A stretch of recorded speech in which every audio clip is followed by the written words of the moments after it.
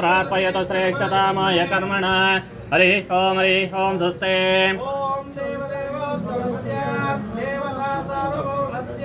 ओम अग्नाय हि वीतये गुणानो दातये निहोता सच्चि वर्षिषे हरिः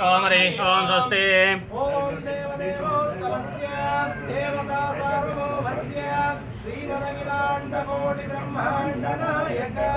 श्री आञ्जनेय स्वामी अथर्वणवेदमवतारयात् हरिः ओं शन्नो देवीरविष्टया आपो भवन्तु पीतये शय्योरविस्रवन्तु नः हरिः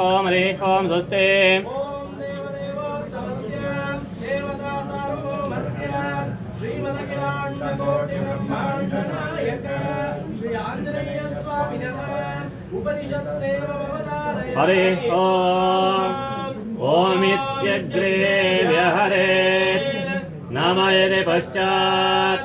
नारायणायेत्युपरिष्टात् ओमित्येकाक्षरं नमयति द्वे अक्षरे नारायणायेति पञ्चाक्षराणि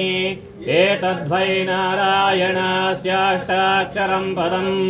यो ह वै नारायणस्याष्टाक्षरं पदमध्येते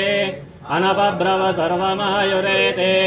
विन्दते प्राजापत्यगं रायस्वौषं गोपत्यं ततो मृतत्वमश्नुते इति एवं वेद इत्युपनिषत् ओम देवदेवोत्तमस्य देवता सार्वभौमस्य श्रीमदखिलाण्डकोटि ब्रह्मा